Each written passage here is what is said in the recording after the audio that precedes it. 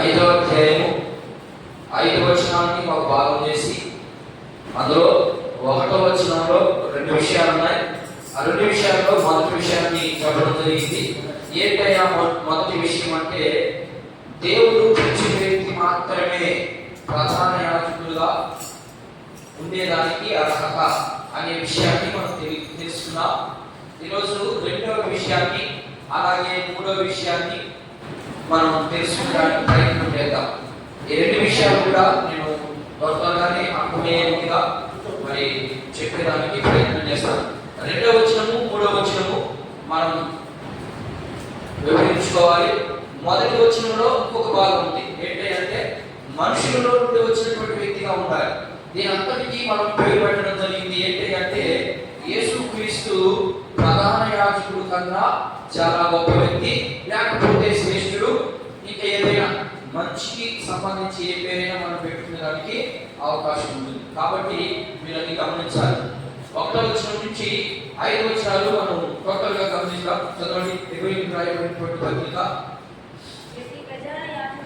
ప్రతి ప్రధాన యాజకుడు మనుషులలో నుండి ఏర్పరచబడిన వాడై పాపముల కొరకు అర్పణలను బలులను అర్పించుటకు దేవుని విషయమై కార్యములు జరిగించుటకై మనుషుల నిమిత్తము నియమించబడిను.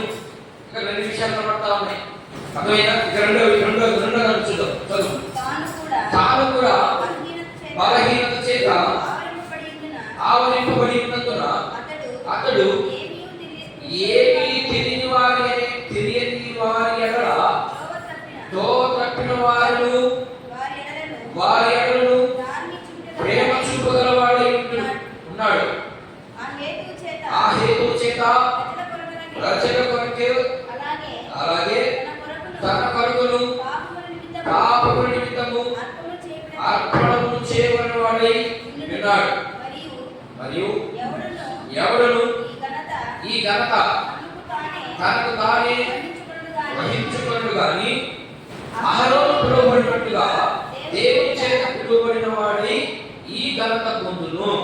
అటువలే క్రీస్తు కూడా ప్రధాన యాజకుడవుటకు తనను తాను మహిమపరచుకొనలేదు గాని, నీవు నా కుమారుడు, నేను నిన్ను కలిగి ఉన్నాను అని ఆయనతో చెప్పిన వాడే ఆయనను మహిమపరిచాడు.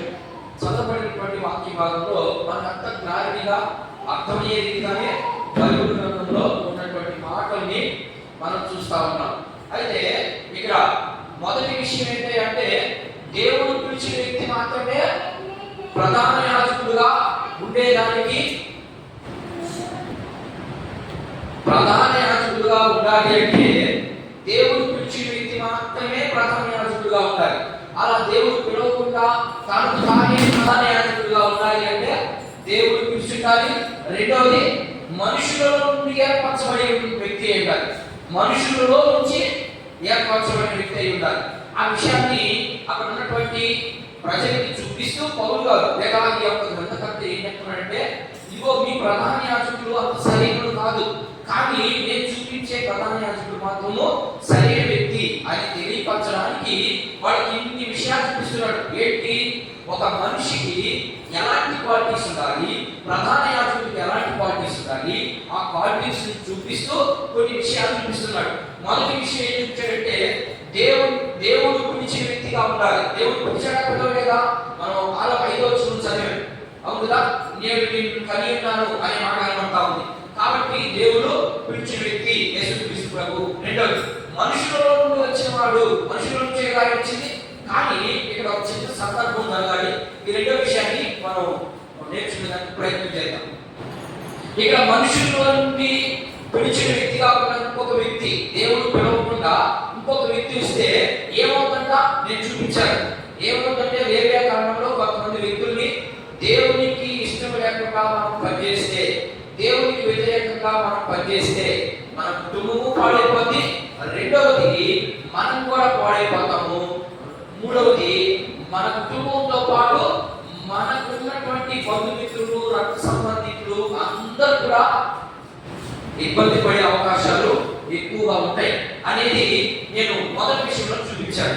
అందుకు ఉదాహరణ కూడా లేవియా గ్రంథంలో 16వ అధ్యాయంలో జరిగిన సంఘటన కూడా నేను చూపించాను. ఈ రోజు మీ ద్వారా నా ద్వారా సంఘము కానీ లేకపోతే కుటుంబాలు కానీ ఏ విధంగా అలాంటి ఇబ్బందులు పడుతున్నాయంటే నువ్వు సరి చేసుకోమని దాని అర్థం. ఎందుకు ఈ వాక్యము ఇలా రాయబడింది, ఎందుకు ఈ వాక్యం ఇలా చెప్పబడింది అంటే మన జీవితాలు సరి చేసుకోవడమే. నీ వల్ల నీ కుటుంబం పాడైపోకూడదు, నీ వల్ల నీ సంఘం నాశనమైపోకూడదు, నీ వల్ల నీ ఇతర బంధువులు కూడా ఇబ్బంది పడకూడదు అనే విషయాన్ని నేర్పించడానికి మాత్రమే ఈ వాక్య భాగంలో ఉన్నటువంటి మాటలు. అయితే రెండో విషయము పాయింట్ నెంబర్ 2, దీంట్లో చాలా విషయాలు చెప్పారు. ఒకటి రెండోది మనుషుల్లో నుండి వచ్చిన వాడు ఉంటారు. యేసుక్రీస్తు ప్రభు మనుషుల నుంచి వచ్చాడా? మనుషుల్లో నుండి వచ్చాడే కానీ ఆయన స్వభావం ఏంటి? దైవ స్వభావం.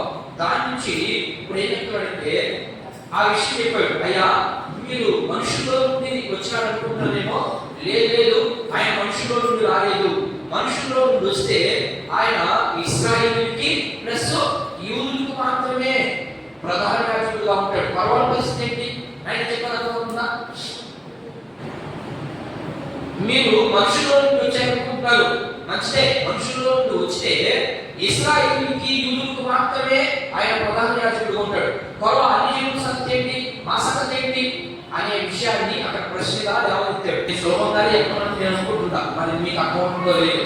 మీరు ఎప్పుడు అర్థమవుతుంది ఎందుకంటే మీరు చదివిస్తే అర్థమవుతారు, చదవకుండా వస్తే మాత్రము అర్థం కాదు. కాబట్టి ఇక్కడ చూపిస్తా ఉన్నాడు ఎలా యేసుక్రీస్తు గొప్పవాడు, ప్రధాన యాజకుడు. అహరోను కంటే అహరోను ఎవరు పిలిచారు? దేవుడే పిలిచింది. కానీ యేసుక్రీస్తు ప్రభు పిలిచాడా? పిలవలేదు అని అనుకుంటున్నారు. అందుకని వాళ్ళకి ఉదాహరణ చూపిస్తా ఉన్నాడు. ఏమని చూపిస్తున్నాడంటే ఆయన్ని కూడా పిలిచాడు, ఆయన కూడా ప్రధాన యాజకుడేనని మరి తెలియపరచడానికి కొన్ని ఉదాహరణలు చూపిస్తా ఉంటాడు. ఈయన కూడా మనుషుల్లో నుండి వచ్చిన వాడే కదా అని మీరు అనుకుంటున్నారేమో, లేదు మనుషుల్లో నుండి వచ్చాడు కానీ దైవ స్వభావంతో వచ్చాడు కాబట్టి ఈయన అందరికీ ప్రధాన యాజకుడుగా ఉంటాడని 2వ అధ్యాయం చదువు ఒకసారి చూడమాట. 2వ అధ్యాయంలో చూడండి. అహరోనుకే పుట్టుంటే లేకపోతే అహరోను సంతతిలో నుంచి వచ్చుంటే యూదులకి ఇశ్రాయేలుకి మాత్రమే ప్రధాన యాజకుడు. పొరవడ పరిస్థితి ఏంటి? పొరవడ పాపాలు పావనక్క లేదా? లేదు వీళ్ళందరి నిమిత్తం వచ్చాడు. కాబట్టి మీకు ఒక వచనం చూపిస్తాను చూడండి చెప్పి ఎబ్రీ పత్రిక 2వ అధ్యాయంలో వచ్చి చూడండి. దేవుని కృప వలన ఆయన ఏంటంట ప్రతి మనిషి కొరకు, ఇశ్రాయేలు కోసము లేకపోతే యూదు కోసం చెప్పలేదు అక్కడ. ప్రతి మనుషుని కొరకు మరణము అనుభవించినట్లు వాళ్ళు ఏమనుకుంటున్నారంటే అక్కడ ఉన్నటువంటి యూదులు, ప్రధాన యాజకులు, పరిచర్యలు వీళ్ళంతా ఏమనుకుంటున్నారంటే మాకు ఈయన అహరోను మాత్రమే గొప్ప వ్యక్తి, ఈయన గొప్పవాడు కాదు అని అనుకొని తక్కువగా చూస్తున్నప్పుడు ఈయన మీరు ఎందుకు తక్కువ చూస్తున్నాడు, ఆయన తక్కువగా మీరు చూడొద్దు, ఆయన గొప్ప వ్యక్తి. ఎలా గొప్ప వ్యక్తో చూపిస్తా ఉన్నాడు. ప్రధాన యాజకుడు అయితే అహరోను సంతతిలో నుంచి వచ్చాడు, ఆయన మాత్రమే మీరు ప్రధాన యాజకుడు అనుకుంటున్నారు. కానీ ఈయన మనుషుల్లో నుంచి వచ్చాడు కానీ అహరోను సంతతిలో నుంచి రాలేదు. ఎందుకని? ఇశ్రాయేలుకి లేవి గోత్రానికి ఏమిచ్చాడు? ఆయన యాజకత్వం ఇచ్చాడు. ఆ యాజకత్వంలో నుంచి వస్తే వాళ్ళు నమ్ముతారు. అందుకని యాజకత్వంలో నుంచి రాలేదు కదా, ఈ వచ్చింది అహరోను కుమారుడు కాదు కదా అనే ప్రశ్న బయలుదేరాయి అక్కడ. అందుకని ఆ ప్రశ్నకి జవాబు చెప్తూ లేవి గోత్రంలో నుంచి వచ్చినంత మాత్రాన ప్రధాన యాజకుడు ఎవడు? దేవుడు పిలిచిన ప్రతి ఒక్కరు కూడా ప్రధాన యాజకుడు అవుతాడని కొన్ని ఉదాహరణలు చూపించడానికి ప్రయత్నం చేస్తామంటే నేను కూడా మీకు కొన్ని ఉదాహరణలు చూపిస్తాను. అందులో ఇక్కడ ఒక సంఘటన జరిగింది.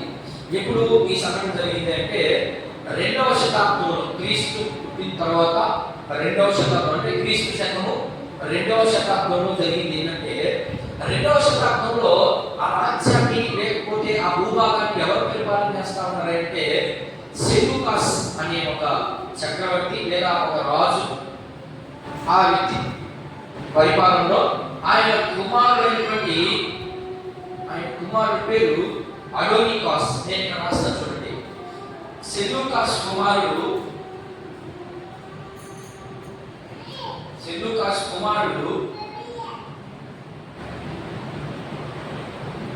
అడోనికాస్ ఈయన పరిపాలన వచ్చింది. ఈయన పరిపాలన వచ్చినప్పుడు ఈయన ఏం చేశాడంటే ఈ యాజకత్వాన్ని, ఏ యాజకత్వాన్ని? దేవుని మందిరంలో యాజకత్వం చేసేదానికి ఎక్కడి నుంచి రావాలి? ఇశ్రాయేలీలో నుంచే రావాలి, లేవి గోత్రంలో నుంచే రావాలి. అలా జరుగుతా ఉంది. కొంతకాలానికి రాజ్యము ఈ చేతిలోకి వెళ్ళింది. ఈ చేతిలోకి వెళ్ళిన తర్వాత యూదుల యొక్క బలం తగ్గిపోయింది. ఎందుకు తగ్గిపోయిందంటే యూదులు మాట్లాడిన ప్రతి దానికి ఈ సెలూకాస్ కానీ ఈ అదోనికాస్ కానీ వీళ్ళిద్దరు కూడా వీళ్ళ మాట అంగీకరించుకుంటా యాజకత్వాన్ని ఎవరైతే ఎక్కువ డబ్బులు ఇస్తారో ఆయన చెప్పారు. యాజకత్వం ఎందుకు ఇచ్చాడు దేవుడు?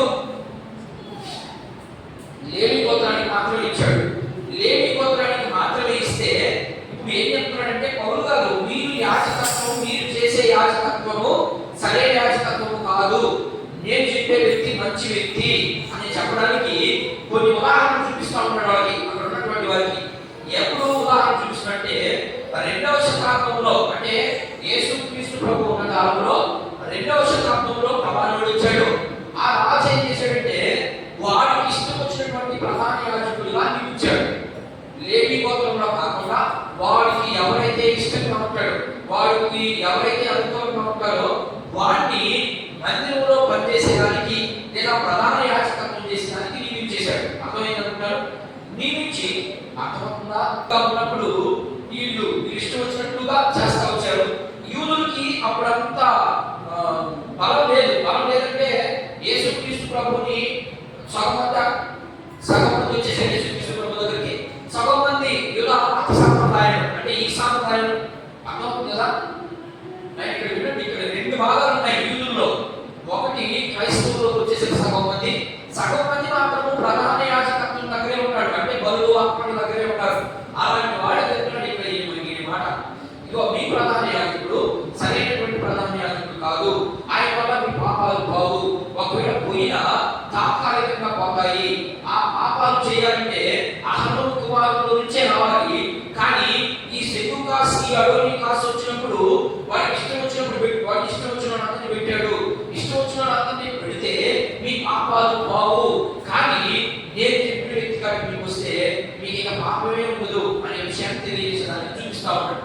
అయితే ఈయనేం చేశాడంటే వాడికి ఇష్టం వచ్చినట్టు పెట్టుకున్నాడు ఎక్కడ ప్రధాన యాజకుడిగా మందిరంలో. ఇప్పుడు కూడా అంతే కదా. ఇప్పుడు ఎవరైతే డబ్బులు చర్చిలో భాగిస్తారో, ఎవరైతే 10 మంది ఉంటారో వాళ్ళే సంఘ పెద్దలు, సంఘానికి ఎల్డర్స్. రాంగ్. దేవుని యొక్క ఉద్దేశం ప్రకారము, దేవుని వాక్యం ప్రకారము వారికి కొన్ని క్వాలిటీస్ ఉండాలి. ఎవరికి? సంఘంలో ఉన్నటువంటి పెద్దలకు కానీ, పాస్టర్లకు కానీ. పాస్టర్ కూడా కొన్ని క్వాలిటీస్ ఉండాలి, అన్ని చేయాలి, కనీసం కొన్నైనా చేయాలి.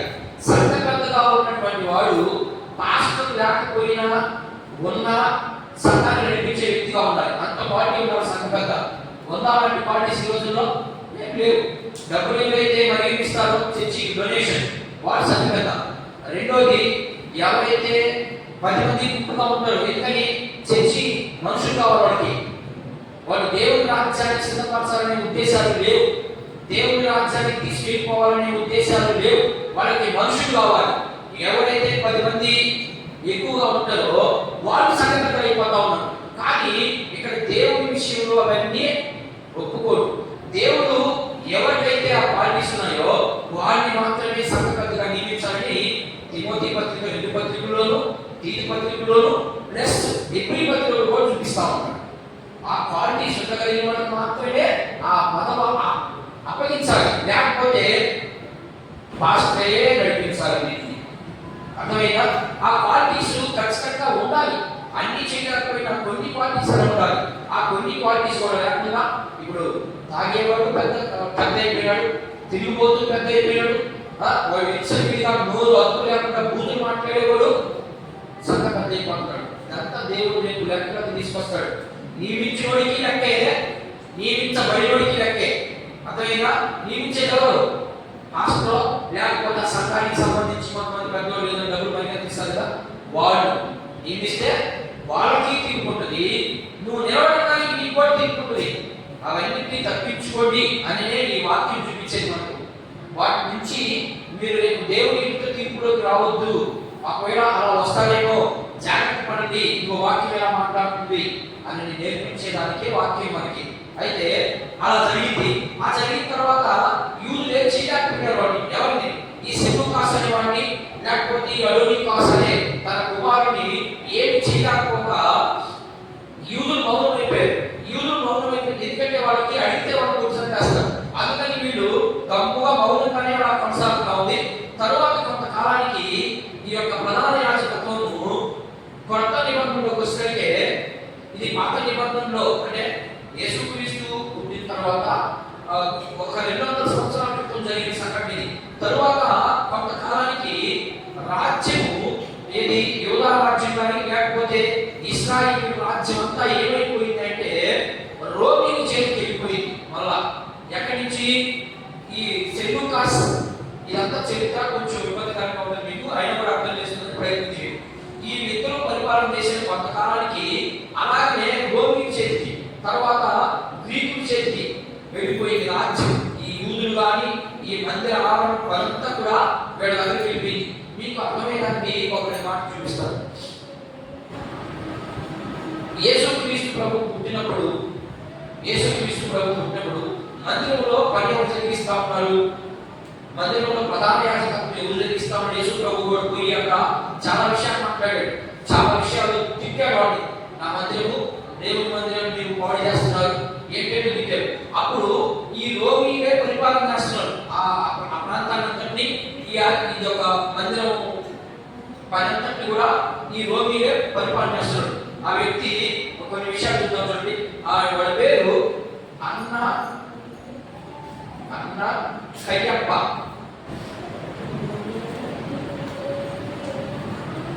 వీళ్ళిద్దరు చేతిలో ఒక ప్రధాన యాజకత్వం. ఎందుకంటే వీళ్ళకంటే రోమీలో హెరోదు రాజు, అర్థమైందా? హెరోదు రాజు వచ్చాడు. ఈ మాట మీకు అర్థమవుతుంటున్నాడు. హెరోదు వచ్చాడు కదా, ఈ హెరోదు ఏం చేశాడంటే ఎలా మాట పెట్టాడు. మనం కూడా పెట్టినాము సార్ ఆ చర్చిలో, గుర్తుందని. వీడేం చేశాడు? వీళ్ళిద్దరు ఎవరు డబ్బులు ఇస్తే వాడికి మందిరంలో పని పూజించేశాడు. మొదటిది వీళ్ళు చేసిన తప్పు. రెండవ తప్పు, తర్వాత కాలానికి హెరోదు చేతిలోకి వెళ్ళిపోయింది పెత్తనం అంతా. హెరోదు చేతిలోకి వెళ్ళిపోతుందనే ఈ హెరోదు ఏం చేశాడంటే అన్నయ్య కయ్యప్ప అనే వాళ్ళకి ఇచ్చాడు. ఇస్తూ వీడు ఎలా మాట పెట్టాడట, ఎవరు ఎక్కువ డబ్బులు ఇస్తే వాళ్ళకి ప్రధాన యాజకత్వం. దానికి లేవి గోత్రం నుంచి రాబడలేదు, లేకపోతే ఇంకొక గోత్రం నుంచి రాబడలేదు, లేకపోతే ధర్మశాస్త్రం అంతా తెలిసి మీకు రాబడలేదు. ఎవరైనా రావచ్చు, నాకు కావాల్సింది ఏం కావాలి? డబ్బులే కావాలి. మీరు డబ్బులు ఎంతైతే ఎక్కువ ఇస్తారో ఆ ఎక్కువ ఇచ్చిన వ్యక్తికి నేను ఈ ప్రధాన యాజకత్వాన్ని ఇచ్చేస్తాను అని చెప్పినాడు బాబు. వీళ్ళంతా కూడా మంచోడు కాదు. ఇదిగో నేను చూపించే వ్యక్తి మంచోడు. ఆ వ్యక్తికి ఉండవలసిన క్వాలిటీస్ 3వ వచనంలో చూపిస్తా ఉన్నాడు, 2వ వచనంలో చూపిస్తా ఉన్నాడు. మనుషుల్లో నుండి ఏర్పరచబడి ఉండాలి అన్నాడు, మనుషుల్లో నుండి చూపిస్తా ఉన్నాడు. మీరైతే అనుకున్నట్లుగా వాళ్ళు మంచోళ్ళే కాదు. వాళ్ళు లేవి గోత్రంలో నుంచి వచ్చి ప్రధాన యాజకత్వం చేయలేదు. వాడికి ఇష్టం వచ్చినట్టుగా జరిగింది. కావాలంటే మీకు ఒకసారి వెనక్కి చూడండి, మీ అమ్మ మీ ఆయన లేకపోతే మీ తాతోళ్ళ చరిత్రకు వచ్చి తిరిగి చూడండి. వాళ్ళంత మంచోడు కాదు. ఆ మంచోడు కాదు కాబట్టి అదే కంటిన్యూషన్ అవుతా ఉంది. యూదులకి బలం లేదు కాబట్టి లేవీలు అక్కడికి ప్రధాన యాజకత్వం చేసేదానికి రాలేకపోయారు అనే విషయాన్ని తెలియపరుస్తూ ఇంకొక విషయాన్ని చూపిస్తున్నాడు. ఇదిగో ప్రధాన యాజకుడు ఉండవలసినటువంటి ప్రధానమైనటువంటి ఒక క్వాలిటీ ఉంది. 2 క్వాలిటీస్ ఉన్నాయి. ఆ 2 క్వాలిటీస్ ని చూపించడానికి కొన్ని విషయాలు చూపిస్తున్నాడు. నేను వీళ్ళిద్దరిని చూపిస్తాను. ఇక్కడ ఇశ్రాయేలీయుని హెరోదు రాజు పరిపాలించాడా, రోమీ చేతిలో ఉందా, ఉంటే ఎవరెవరు ప్రధాన యాజకత్వం చేస్తున్నారు అనే విషయాన్ని నేను చెప్పాను కాబట్టి కొంత మీకు చూపించడానికి నేను ప్రయత్నం చేస్తాను. తిబేరి కైసరు ఏలుబడిలో యూదయాకు పొంతి పిలాతు అధిపతిగాను గలిలయ ప్రాంతానికి ఎవరట? హెరోదు రాజు చతుర్థరాధిపతిగా ఉన్నాడు. అంటే అప్పుడు రాజైనా చక్రవర్తి అయినా అలా తీసుకునేవాడు. అందుకని నేను కొంతమంది అర్థమయ్యడానికి రాజు అని చెప్తా ఉన్నాను. మీరు అక్కడిని ఇక్కడ చతుర్థరాధిపతి ఉంది, నువ్వు రాజు అని చెప్పేవారు అనుకోవాలండి. మీకు అర్థమయ్యేదానికి అలా చెప్పాను. అయితే ఈ వ్యక్తి హెరోదు రాజు పరిపాలన చేసే కాలం ఇదంతా ఇప్పుడు క్రీస్తు శకం 200 సంవత్సరంలో జరిగిన సంఘటనలో చూపిస్తా ఉంటాడు. అయితే ఈ అన్నయ్య కయ్యప్ప అనే వాడు ఎక్కడ కనబడతాడు? యోహాను యోహాను సువార్త 18వ అధ్యాయం. యోహాను సువార్త వీళ్ళిద్దరు ప్రధాన యాజకులుగా ఉన్నారు అప్పుడు. ఎప్పుడు?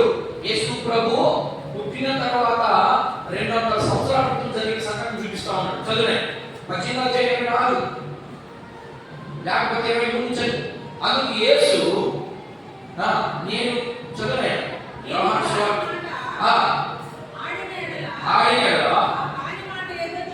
చెప్పు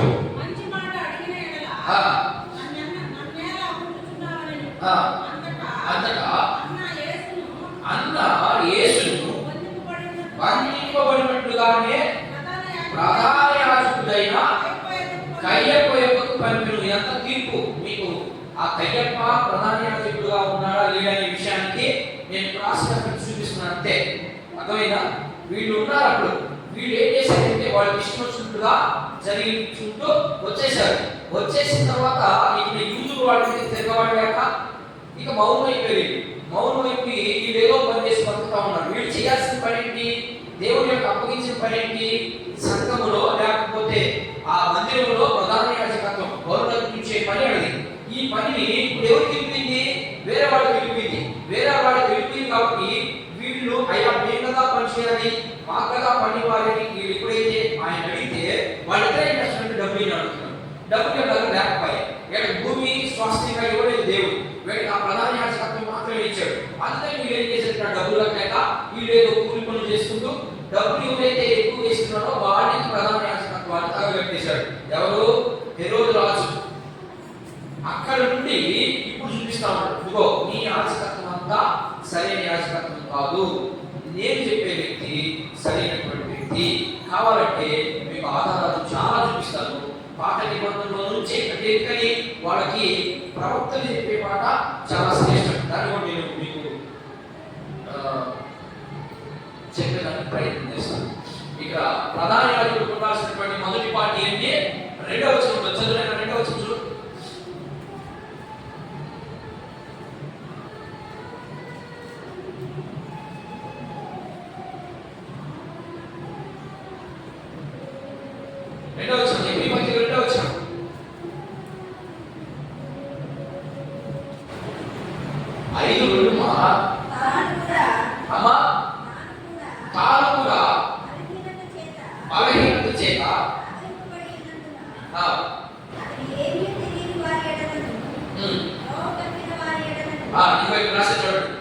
ఏంటంట?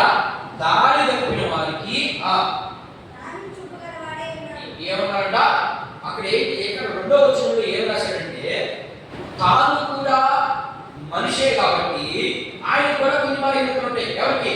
ప్రధాన యాజకుడికి. కానీ యేసు ప్రభువుకే చూపిస్తున్నారు అక్కడ. అర్థమవుతుందా మీకు? ఇది అర్థం కావాలి. ఇక్కడ ఏం చూపిస్తున్నారంటే మనుషుల్లో నుండి వచ్చినప్పుడు కావాలన్నావు కదా. కానీ అహరోను తప్పు చేయలేదా? కేవలం తప్పు చేశాడు.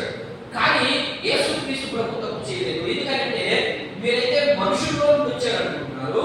మనుషుడికి ఏముంటుంది? బలహీనత ఉంటుంది. కానీ దేవుడి స్వభావం తగినటువంటి బలహీనత ఉంటుందా?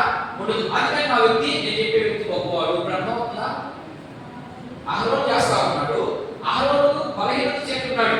అందుకని తనకు తాను అర్పించుకోవాలి. ఏంటి? బలి అర్పించుకొని అప్పుడు నీ నిమిత్తము ఇంకొక బలి అర్పించాలి. కానీ నేను చెప్పే వ్యక్తి తానే పాపం చేయలేదు. తనకి ఏ బలహీనత లేవు.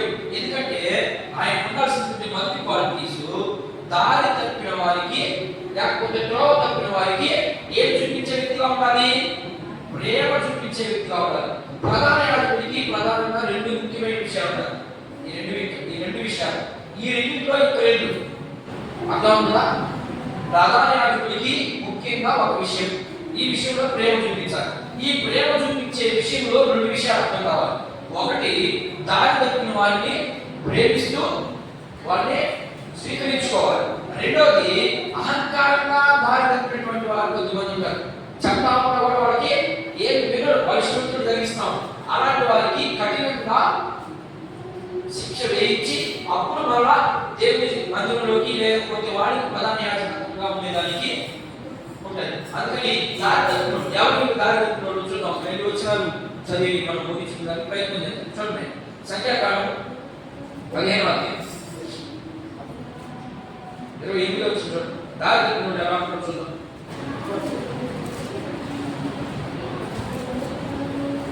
కాకపోతే లేవియా కాండం చూడండి ఒకసారి.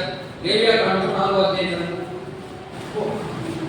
లేవియా కాండం 4వ అధ్యాయం 2వ వచనం చూడండి. నీవు ఇశ్రాయేలుతో యెహోవా ఎవరైనా పొరపాటున చేయరాని కార్యములు చేసి ఎట్లనగా అపరాధులు ఉన్నట్లు అభిషిక్తుడైన యాజకుడు పాపం చేసిన యెడల తాను చేసిన పాపములకై నిర్దోషమైన వాడెవడును యెహోవాకు మీకు అర్థమైందనుకుంటాను ఏంటంట, ఎవరైనా పొరపాటున అంటే ఎవరైనా తెలియకుండా, ఒకవేళ తెలుస్తుంది కానీ వాడు ఆలోచన లేకపోతే వాడు ఇంకోదాన్ని పోయి ఎవరైనా పొరపాటున ఏం చేస్తే పాపం చేస్తే ప్రధాన యాజకుడి దగ్గరికి ఏమి పోవాలంట, నిర్దోషమైనటువంటి ఒక వాడును తీసుకెళ్ళాలంట. ఎందుకంటే ఒక విషయం చూడండి, సంఖ్యాకాండం 15:18 సంఖ్యాకాండం 15వ అధ్యాయము 28 సార్.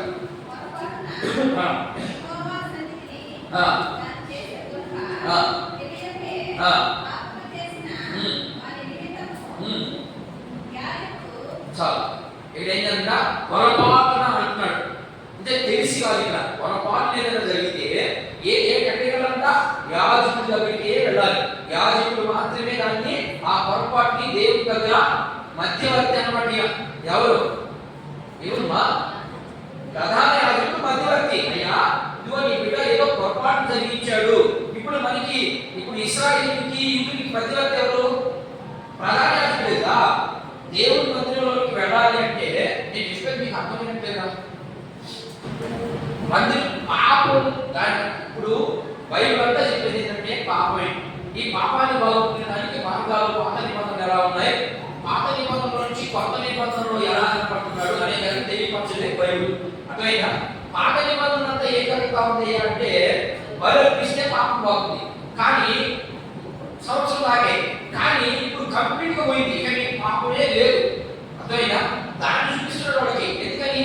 వాడు యేసుక్రీస్తు ప్రభు దగ్గరకు వచ్చి అందుకనే చెప్పేవా నీ ఆలోచన సరి చేసుకున్నావా అంటాడు. మన ఆలోచనలు లక్ష్యం ఉండొచ్చు, సమాలక్ష్యం ఉండొచ్చు, మనకి అన్ని అక్కడ పెట్టారు. అందుకనే దేవుడి మందిరానికి వచ్చేది. మనం దేవుడి మందిరానికి మనం ఎందుకు వస్తామంటే ప్రశాంతంగా దేవుడి మాటలు కాసేపు మనం వింటాం అని. ఆ ప్రశాంతతలో దేవుడి మనతో ఉండి మన దుఃఖాన్ని సంతోషంగా మారుస్తాడు, మన సంతోషాన్ని అధిక సంతోషంగా మార్చగలిగే వ్యక్తి ఎవరైనా ఉన్నాడు అంటే అది యేసుక్రీస్తు ప్రభు తప్ప ఇంకెవరో లేదు. కాబట్టి ఇక్కడ చూపిస్తా ఉన్నాడు. చూపిస్తూ ఏం చెప్తున్నాడంటే దారి తప్పిన వారికి, అంటే పొరపాటుగా ఏదైనా చేస్తే వాళ్ళ నిమిత్తము మధ్యవర్తిగా దేవుడు ప్రధాన యాజకుడిని తీసుకొని పోతున్నాడు అనే విషయాన్ని చూపించాడు. రెండవది, ఇప్పుడు ఇశ్రాయేలుకి మధ్యవర్తులు ఇద్దరుంటారు. ఒకే మధ్యవర్తి ప్రధాన యాజకుడు కదా, కానీ ఇశ్రాయేలుకి ఇద్దరుంటారు. ఎవరు అడుగుతారంటే ఒకడు ప్రవక్త ఎవరితో ఉంటాడు? ప్రవక్త మధ్యవర్తి. ఇశ్రాయేలు యూదులకైతే ఒకడే, ఎవరంటే ప్రధాన యాజకుడు. ఇక్కడ రాశాను ప్రధాన యాజకుడు యూదులకైతే. కానీ ఇశ్రాయేలుకి ఇద్దరుంటారు. ఎందుకంటే ప్రధాన యాజకుడు ఎక్కడ ఉంటాడు? దేవుడితో ఉంటాడు కదా, దేవుడి మందిరంలో ఉంటాడు కదా, అందుకని ఒక్కడే మధ్యవర్తి. అర్థమైందా? ఇప్పుడు ఇశ్రాయేలుతో ప్రధాన యాజకుడు ఉంటాడు, ఇద్దరు ఉన్నారు. ఎవరంటే ఒకడు ప్రవక్త. ఈయన చేస్తాడంటే దేవుడితో ఉంటాడు. దేవుడు చెప్తాడు, ఇదిగో నా ప్రజలు పలా తప్పు చేశారు, నువ్వు పోయి చెప్పుకో అని చెప్తే ఆ ప్రవక్త వచ్చి, ఎందుకని ప్రవక్త దేవుడి దగ్గర ఉంటాడు కాబట్టి దేవుడు చెప్పే మాట ప్రవక్త విని ప్రవక్త వచ్చి ప్రజలు చెప్తాడు. మీరు హోషేయ గ్రంథము, ఆమోసు గ్రంథం, ఆ గ్రంథాన్ని చదవాలి. ఇక్కడ ఏదో బైబిల్ పుస్తకాలు పెట్టేసి కుదరదు. ఒకటి పుస్తకం చదవండి, పాత నిబంధన పుస్తకాలు అర్థమవుతుంది. ఆయన చదివితే ఇశ్రాయేలులారా, నా ప్రజలారా, లేకపోతే నా బిడ్డలారా ఆయన మాటలు కనబడతా ఉన్నాయి. అవన్నీ ప్రవక్త ద్వారా మాట్లాడిస్తాడు దేవుడు. ఇప్పుడు ప్రవక్త ఏం చేస్తాడంటే ఇశ్రాయేలుకు చెప్తాడు, ఇదిగో మీరు పొరపాటు చేస్తున్నారంట, దేవుడు మీ మీదకి కోపం రప్పించబోతాడంట, జాగ్రత్త పడని చెప్తాడు. అప్పుడు వీళ్ళు ఏం చేస్తారంటే ఇశ్రాయేలు ఈ ప్రవక్త మాట విని ఇప్పుడు ప్రధాన యాజకుడు దగ్గరికి వెళ్తాడు. ప్రధాన యాజకుడి దగ్గరికి వెళ్ళి, అయ్యా ఇదిగో దేవుడు పలానా ప్రవక్త ద్వారా మగడికి కోపం వస్తుందంట, కాబట్టి మాలో ఉన్నటువంటి పాపాలు ఏంటి అని ప్రధాన యాజకుడి దగ్గరికి తీసుకెళ్తే ప్రధాన యాజకుడు వేడి నిమిత్తము బలులు అర్పణలు అర్పిస్తాడు. అర్థమైందా? కానీ ప్రధాన యాజకుడు ఎవరైనా ఇప్పుడు ఇక్కడ ఇప్పుడు యేసు ప్రభు అవలంక యేసు ప్రభుని చూపిస్తున్నాడు. ఈయన ప్రధాన యాజకుడుగా ఉండేదానికి కలుగుడు, ఈయన శ్రేష్ఠుడు అనే దాన్ని చూపిస్తా ఉన్నాడు. ఇవి ప్రతి కథదే. కానీ ఇప్పుడు ఇక్కడ ఉన్నటువంటి ప్రధాన యాజకుడు అంతా ఎవరు? వీడే కదా. వీడు నియమించినటువంటి వాళ్ళు, లేకపోతే వీడు నియమించినటువంటి వాళ్ళు ఇక్కడ పనిచేస్తున్నారు. వీళ్ళు ఇష్టం వచ్చినవాడు. అందుకని చూపిస్తున్నాడు, మీ ప్రధాన యాజకుడు శ్రేష్టమైన వాడు కాదు, నేను చెప్పే వ్యక్తి ప్రధాన యాజకుడుగా ఉండేదానికి అన్ని అర్హతలు ఉన్నాయి అని చూపించేదానికి ఈ విషయాలు చూపిస్తా ఉన్నాడు ఆయన. అయితే ఇక్కడ ఈయన త్రోవ తప్పిన వారికి దారి చూపించాలి. ఎలా? మృదువుగా, అంటే ప్రేమగా చెప్పాలి. ఆయన ఇది తప్పురా, అలా చేయదురా, ఇలా చేయాలరా అని చెప్పగలిగిన వ్యక్తి ఎవరైనా ఉన్నారంటే ఇప్పుడు ఆహారమే తప్పు చేస్తుంది, ఈయన చెప్పగలిగిపోయి. అందుకని యేసు ప్రభు గొప్పవాడు అన్నాడు. రెండవది, కావాలని అంటే అహంకారంగా దారి తప్పినటువంటి వారికి, అంటే ఇది తప్పు అని తెలిసి, మీకు కూడా అర్థమవుతుంది అనుకుంటాను నేను, ఇది మనకోడి, ఇది తప్పు, ఇది మనం చేయకూడదు అని మనకు తెలిసినా కూడా మనం చేస్తాం. ఏదో చూసి చూడటట్టుగా చూస్తాం. ఇది రోమాపత్రికలో మీకు అర్థమవుతుంది. ఈ భాగం అంతా దారిద్ర్య రోమాపత్రిక అంతా మీకు అర్థమవుతుంది. ఇది అహంకారంలో చేయబడినటువంటి మాట. ఏంటంటే కొంచెం చూసి కూర్చోడానికి ప్రయత్నం చేద్దాం. ఎబ్రీ పత్రిక 2వ అధ్యాయం 2వ వచనం చూడండి. ఎబ్రీ పత్రిక 2వ అధ్యాయం 2వ వచనం. ఎందుకనగా దేవదూతల ద్వారా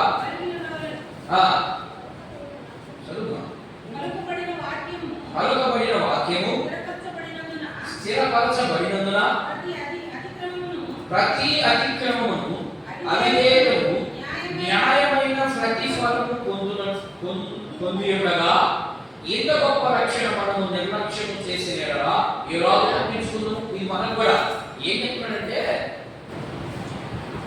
మీకు పాపం చేశారు, అన్ని బాగానే ఉన్నాయి, ఇదిగో మీ నిమిత్తము ఈయన వచ్చాడు, ఈయన రక్షిస్తాడు, ఈయనే నేను చెప్పిన మాట వినండి, ఈయన చెప్పింది చేయండి అని చెప్తే వీళ్ళు చేయకుండా ఉన్నవాడు గురించి మాట్లాడుతున్నాడు. చేయకుండా మీరు ఉన్నట్టయితే మీకు ఎక్కడి నుంచి రక్షణ వస్తుంది? మీకు ఖచ్చితంగా శిక్ష వస్తుంది, కఠినంగా శిక్ష వస్తుంది అని చూపిస్తా ఉన్నాడు ఇక్కడ. ఇది మొదటి విషయం. ఇంకొక రెండో విషయం కూడా చూద్దాం. సంఖ్యాకాండం 15వ అధ్యాయం చూద్దాం. చూద్దాం. రెండు విషయాలు. మొదటి, దారి తప్పిన వారికి బోధ చేయాలి అనే విషయాన్ని చూసాం. రెండోది, అహంకారంగా దారి తప్పిన, అంటే అన్ని తెలిసి తప్పు చేస్తే శిక్ష మాత్రము కఠినంగా ఉంటుంది అనే విషయాన్ని చూపిస్తా ఉన్నాడు ఇక్కడ. అందులో మొదటిది ఎబ్రీ పత్రిక 2వ అధ్యాయం 2వ వచనం, సంఖ్యాకాండం 15వ అధ్యాయం 30 నుంచి 36 వచనం చదువు చూడండి. అయితే దేశమందు పుట్టిన వాడే కానీ పరదేశీయ కానీ ఎవడైనా సాహసించి ఏంటంట, ఎవడైనా సరే వాడు ఉన్నోడు కానీ లేనోడు కానీ, అక్కడ దేశము పరదేశం ఉంది అంటే బయటోడు కానీ ముందున్నవాడు కానీ. కానీ ఇప్పుడు మనం దాన్ని అర్థం చేసుకోవాలంటే ఉన్న వ్యక్తి కానీ లేని వ్యక్తి కానీ పాస్టర్ కొడుకు కానీ పాస్టర్ బంధువులు కానీ పక్కోళ్ళు కానీ ఎవరైనా డైరెక్ట్ అయినా అర్థం చేసుకోవడం కానీ ఎవరు తప్పు చేసినా చదువు, వాడు యెహోవాను తృణీకరించి, అంటే యెహోవా దేవునికి వ్యతిరేకంగా చేసిన వాడు కనుక నిశ్చయముగా అన్ని జనుల్లో ఉండకుండా కొట్టివేయబడి అంటే చంపబడును అని అర్థం. మన పరిస్థితి కూడా అంతే. అర్థమైనా? ఇది రెండో విషయం. నిర్గమకాండం 21:14, నిర్గమకాండము 21:14 త్వరగా.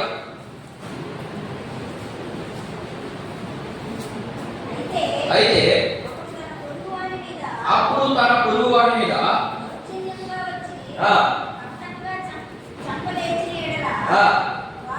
వాడు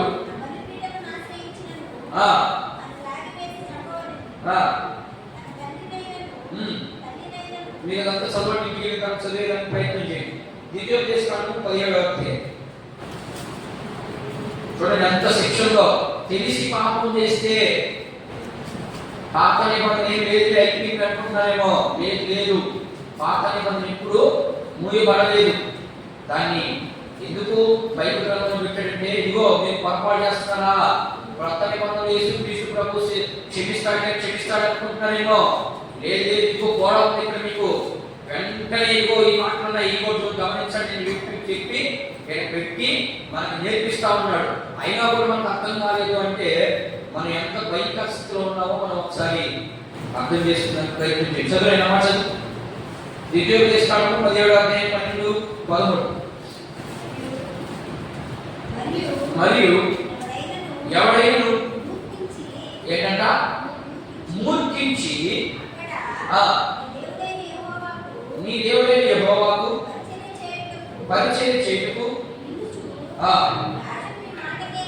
యాజకుడి మాటకే గాని న్యాయాధిపతి మాటకే గాని ఏం చేయాలంట అంతే. దేవుని మాట వినని వాడు ఏమవుతాడంట, చచ్చిపోతాడని చెప్తా ఉన్నాడు. పబ్లిక్గా చెప్తున్నాడు దేవుడు అక్క. మరి మనం వింటున్నావా? ఏం వింటం లేదు. మనం మీరు చెప్పుకోండి మేము పోతాం, మీరు చెప్పుకోండి మేము చేస్తాం. రేపు ఏమవుతుంది? చచ్చిపోతారు అనవసరంగా. ఇన్ని దినాలు చేసిన భక్తి అంతా ముగ్గిపాలైపోతుంది. ఎందుకు అలాంటి భక్తి చేయడం? ఎందుకని అలాంటి భక్తి చేయడం? లేకపోతే లక్ష్యం ఇంకా ఉండండి, మిమ్మల్ని అడిగిన దేవుడు లేదు. చేస్తే భక్తి చేయండి, లేకపోతే మీ ఇష్టం చేయండి. ఎక్కడికి వచ్చి అటు ఇటుగా అయిపోయి రేపేమో అయ్యా మేము ఆయన చెప్పాడు మేము యాడండి ఏమి లేదు. జాగ్రత్తగా ఉండాలి దేవుని వాక్యంతో. అది రెండంచులు ఖడ్గం. మొదట చెప్పేవాడికి వర్తిస్తుంది, రెండోవాడు వినేవాడికి వర్తిస్తుంది. ముందు ఇవి సరి చేసుకోవాలి, ఆ తర్వాత వాడికి చెప్పాలి. కొన్ని విషయాలు సరి చేసుకోలేము. అలాంటి విషయాలు చూసి చూడండి వదిలేస్తున్న విషయాలు ఉంది. అవి ఏవి మనం చేయలేని చేయలేము. ఇప్పుడు చెప్పాడుగా దారి తప్పి కొన్ని చేయలేము, తప్పదు వస్తుంది. దానికే మనం ప్రభుత్వంలో చేయలేస్తాము. అన్నీ తెలిసి చేయగలిగినవి కూడా మనం చేయలేకపోతున్నాం అంటే ఎక్కడి నుంచి వస్తుంది మనకు క్షమాపణ?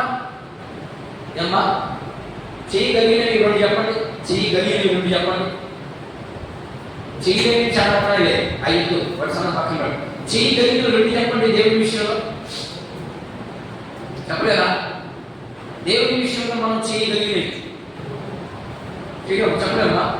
ఎవరు చెప్పారమ్మా? దేవుని విషయంలో మనం చేయగలిగిన రెండు చెప్పండి. చాలా చేయగలిగినవి.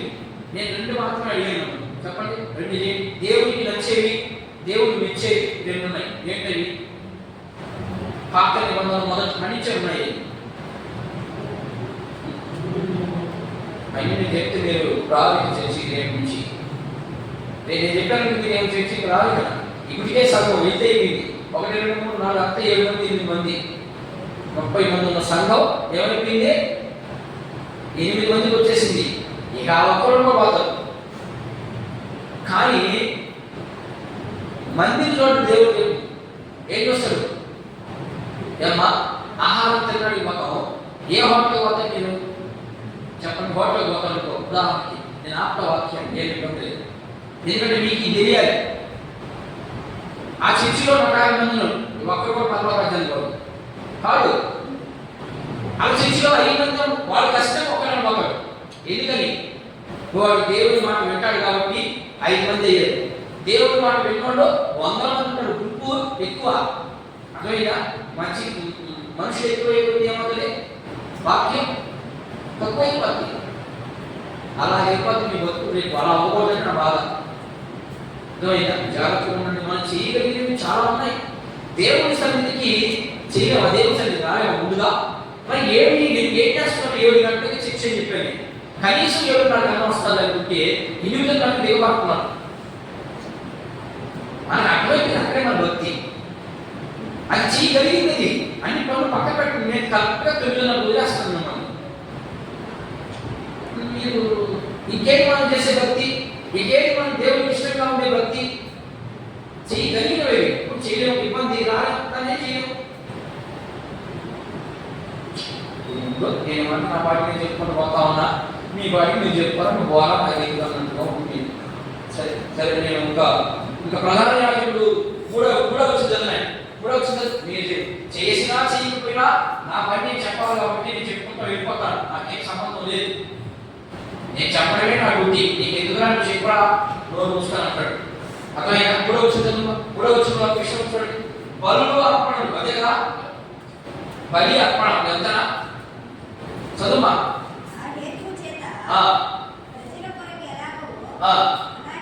అలాగే తన కొరకును పాపముల నిమిత్తము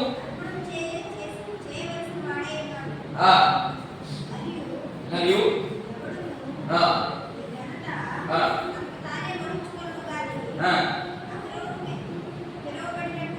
నేను మీకు చెప్పేస్తాను చూడండి.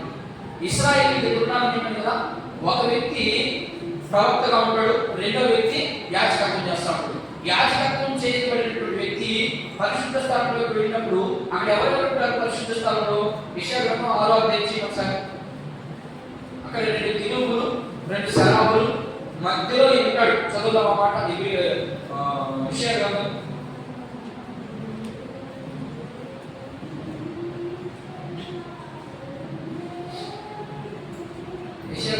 చూడండి ఒకసారి.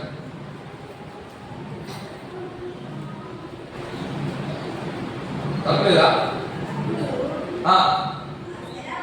ఆ శరాబులలో ఒకడు అక్కడ ఏముంటాయట? మనసు ఏమి ఉంటాయి? మనసు అంటే బలిపీఠం అంతా ఒకటే. అదేవిధంగా ఒక్కొక్క దగ్గర ఒక్కొక్క పేరుతో పిలువబడతారు. ఓకేనా? అయితే అక్కడ ఏమేమి ఉంటాయట? శరాబులు, కెరూబులు మధ్య యేసుక్రీస్తు ప్రభు కూర్చొని ఉంటాడు. అక్కడికి వెళ్ళి ఈయన బలి అర్పించాలి.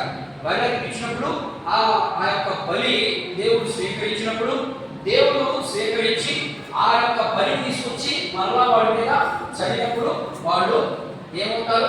పరిశుద్ధులుగా మాట్లాడేది దాని ఉద్దేశం.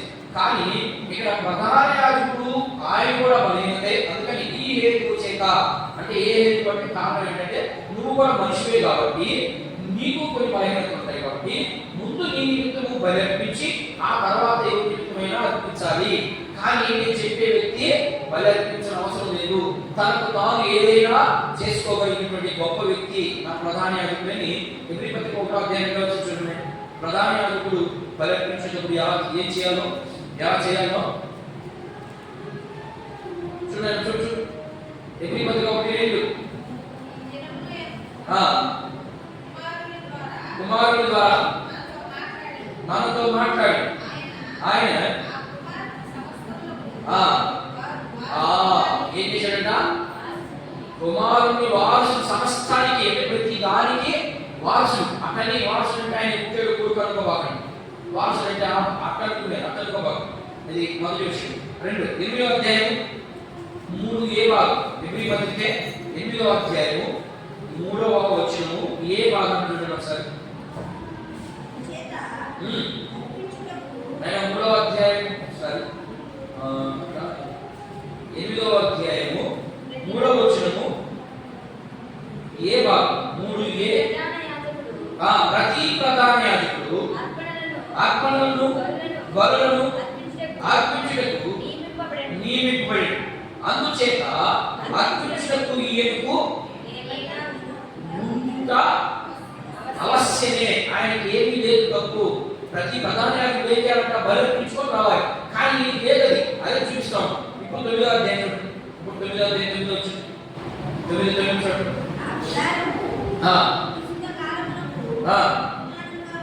ఉపమానముగా ఉంది.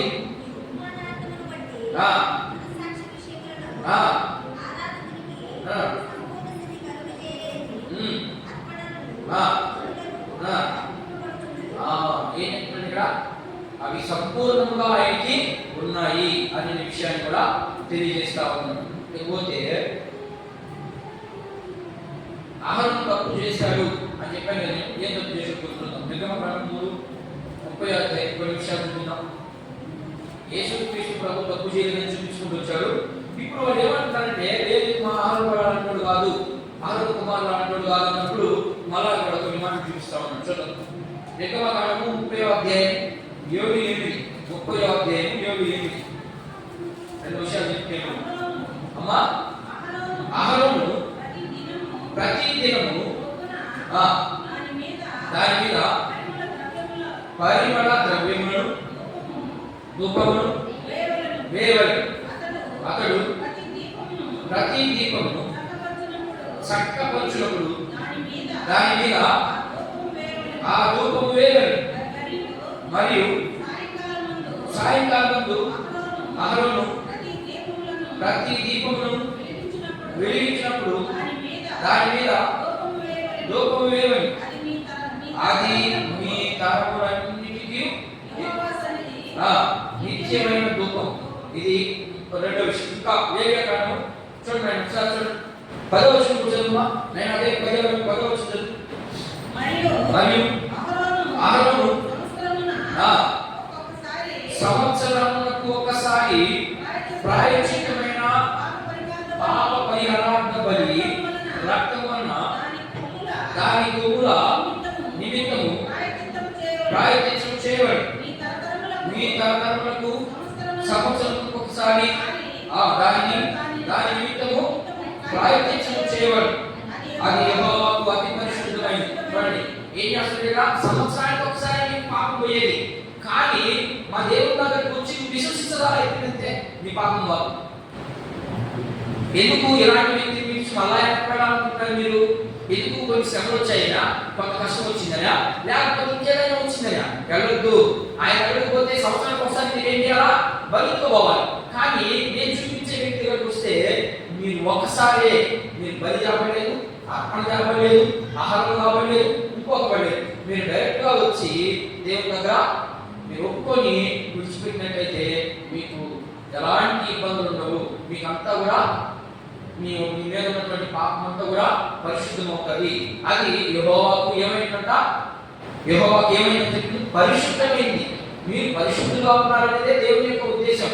ఎందుకు మళ్ళీ వెనకాలనుకుంటున్నారు అని వాళ్ళకి కొన్ని విషయాలు చూపిస్తా ఉన్నాడు. ఇంకొక మాట చూద్దాం. 15వ అధ్యాయం లేవియకాండం 16వ అధ్యాయం. మీరు పాత నిబంధన బాగా చదవాలి. పాత నిబంధన చదవకుండా కొత్త నిబంధన మీకు అర్థం కాదు. ఈ విషయాన్ని గుర్తుపెట్టుకోండి. చదవండి 16వ అధ్యాయం 15వ వచనం. 14 నుంచే చదవాలి, మీకు అర్థం అవ్వాలి. ఆయన 14 నుంచే చదువుతుంది. ఆయన 16వ అధ్యాయము లేవియాకాండము 16వ అధ్యాయము 14 నుంచి. అప్పుడు అతడు ఆ కోడి రక్తంలో కొంచెము తీసుకొని తూర్పు పక్కన కరుణాపీఠం మీద తన చేతి వేలితో ప్రోక్షించి కరుణాపీఠం మీద తన వేలితో ఆ రక్తంలో కొంచెం 7 పాలు ప్రోక్షించవలను. అప్పుడు అతడు ప్రజలలో నుంచి పాప పరిహారానికి బలియగు మేకను వధించి అటుతల లోపలికి దాన్ని రక్తము తెచ్చి ఆ కోడి రక్తమును చేసినట్లు దీని రక్తముతోను చేసి కరుణాపీఠం మీద ఎదుట దాన్ని ప్రోక్షించవలను. అట్లు అతడు ఇశ్రాయేలు సమస్త పాపములను బట్టి, అనగా వారి అతి అపవిత్రతను బట్టి, వారు అతిక్రమణను బట్టి పరిశుద్ధ స్థలములకు ప్రాయశ్చిత్తము చేయవలెనని ప్రత్యక్ష గుడారమున వారి మధ్య ఉంట వలన వారి అపవిత్రతను బట్టి అది ఏమవుతుందమ్మా? పవిత్రమవుతుందెను కనుక అతడు దానికి ప్రాయశ్చిత్తము చేయవలెను. అర్థమవుతుందని చెప్పేది. అదేమంత ఆశామాష కాదు. యేసుక్రీస్తు ప్రభు నీ కోసం వదిలిపెట్టలేదు ప్రాణం. ఎంత ఉందో చూడండి. ఆ చరిత్ర అంతా చదివితే మీరు ఆ చరిత్ర అంతా మీకు అర్థమవుతే తెలుస్తుంది దేవుని భక్తి ఏంటో, దేవుని విషయాలు ఏంటో. ఎంత చేసినా ఏం చెప్పినా సుఖం లేనట్టుగా ఉంటుంది మన చర్చిలో. చదువుకోమంటుంది 30 నిమిషాలు, అదే అధ్యాయం 30 నిమిషాలు, అదే అధ్యాయం 30 నిమిషాలు, అదంతా చదవండి. 16వ అధ్యాయం అంతా చదవండి. మీరు ఇంటికి వెళ్ళి 32వ అధ్యాయం 32వ వచనం చదువు. 32. మరియు అతడు అతి పరిశుద్ధ స్థలముగా ఉన్న మందిరమునకు ప్రత్యక్షకు గుడారమునకు బలిపీఠమునకు ప్రాయశ్చిత్తము చేయవలెను. మరియు అతడు యాజకుల నిమిత్తము సమస్త నిమిత్తము తాను ప్రాయశ్చిత్తము చేయవలెను. సంవత్సరమునకు ఒకసారి ఇశ్రాయేలు సమస్త పాపమును బట్టి వారి నిమిత్తము ప్రాయశ్చిత్తము చేయుటకు ఇది మీకు నిత్యమైన కట్టడ యెహోవా మోషేకు ఆజ్ఞాపించినట్లు అతడు చేసెను. ఏం చెప్తాను చూడండి. ఇది ఏంటంట?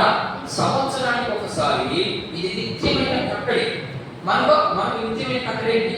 మనకు కట్టడం అసలు వాళ్ళకైతే సంవత్సరానికి ఒకసారి కట్టలేడు బలి తీసుకొని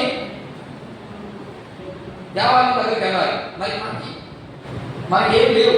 వాళ్ళకి కట్టడది, మనకు కట్టడి లేదు. మనం ఎప్పుడు నీకు అనిపిస్తే అప్పుడు వెళ్ళిపోవచ్చు. ఎందుకని మందసం ఎక్కడ తప్పుదాకా ఎక్కడికి వెళ్తున్నారు ఈ ప్రధాన యాజకులు? మందసం దగ్గరికి గుడారంలో కట్టున్నారు. కానీ ఇప్పుడు మందసం ఎక్కడ ఉంది? గుడారం ఎక్కడ ఉంది? కొరింథీ పత్రికలో ఉంటుంది కదా మనకి. ఏంటి మందసం ఏంటి? గుడారం ఏంటి? అంతే, నీ ఆత్మే నీ గుడారం. ఆ గుడారంలోకి నువ్వు ఎప్పుడైనా వెళ్ళచ్చు, ఇప్పుడైనా బయటకు రావచ్చు. కానీ ఇక్కడ మాత్రం సంవత్సరానికి ఒక్కసారి మాత్రమే రావాలి. అర్థమైందా? మరి అలాంటి గుడారంలో మనం ఎలా ఉన్నామో మనం అర్థం చేసుకున్నానికి ప్రయత్నం చేయండి. మూడో విషయం చెప్పి నేను ముగించడానికి ప్రయత్నం చేస్తాను. బలులు. ఇప్పుడు ఇక్కడ ఏమంటే అర్పణ చూసాం, ఇప్పుడు బలి చూద్దాం. బలి చూసి నేను ముగిస్తాను. బలి ఎలా చేయాలి? బలి అంటే అసలు ఏంటి? ఆ బలి గురించి కొంత మనం అర్థం చేసుకునేదానికి ప్రయత్నం చేద్దాం. ఏంటంటే యేసుక్రీస్తు ప్రభు మన కోసం ఏమైపోయాడు? గొర్రెపిల్లగా బలి అయిపోయాడు. మరి అంతకు ముందు కూడా అదే జరుగుతూ ఉంది. దాన్ని సాదృశ్యంగా చూపించి ఇదిగో ఆ రోజు అయితే గొర్రెపిల్లని తీసుకెళ్ళి బలి అర్పిస్తున్నారు. ఈ రోజు యేసుక్రీస్తు ప్రభువే గొర్రెపిల్లగా బలి అయిపోయాడు.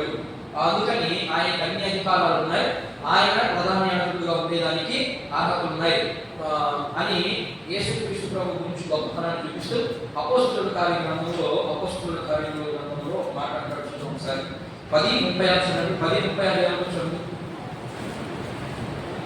ఆయన అందరికీ ప్రభువేనంట అనే మాట ఏమంటారు చూడండి.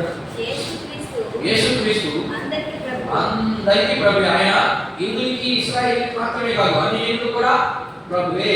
అలాంటి వ్యక్తిని మీరు ఎందుకు గురించి వెనక్కి పెడతారు అనే విషయాన్ని చెప్తూ కొన్ని విషయాలు చూపిస్తూ కీర్తన 2వ కీర్తన.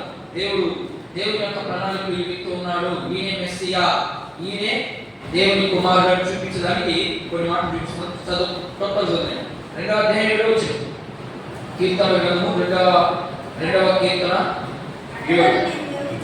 అమ్మా కట్టడలను నేను వివరించాను. అదే ఇప్పుడు వివరిస్తా ఉన్నాను. ఇక్కడ ఇగో మీరు కట్టడలన్నీ ఇవి, కానీ నా కట్టడలు కాదు. ఏం చదువు.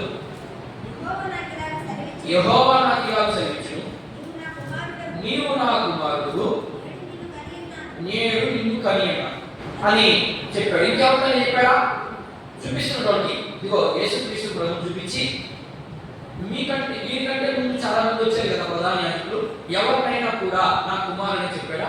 చెప్పలేదు. ఇదిగో కీర్తనలో దావీదు మహారాజు ద్వారా పలికినటువంటి మాట ఏంటంటే, ఈయన నా కుమారుడు, ఈయనని నేను కనియున్నాను, ఈయనే నా కుమారుడు అని సంబోధిస్తా ఉంటాడు. ఇంకొక మాట చూద్దాం. 110 కీర్తన 110వ కీర్తన 4వ వచనం.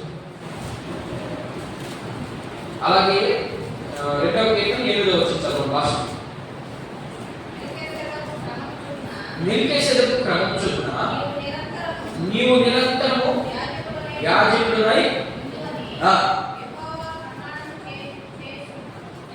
మెల్కీసెదెకు అంటే అసలు మెల్కీసెదెకు క్రమం చొప్పున అన్నాడుగా. మెల్కీసెదెకు అంటే క్రమం ఏంటి? మెల్కీసెదెకు అనే ఆయన రాజు. ఆయన దాని గురించి వీలైతే రేపు శుక్రవారం రోజు మాట్లాడుతుంది. ఓకేనా? దాని గురించి నేను ఆపేస్తాను. మెల్కీసెదెకు అంటే ఒక రాజు, ఆయన కూడా క్రమం. మరి మన లేదు క్రమం, రాజే క్రమంగా ఉన్నాడు. అర్థమైందా? మనకి క్రమాలు లేవు, కనిష్టంగా మనం జీవించేస్తా ఉన్నాం. కాబట్టి కొంత మనం ఆ రోజు మనం మాట్లాడుకోవడానికి ప్రయత్నం చేద్దాం. కొంత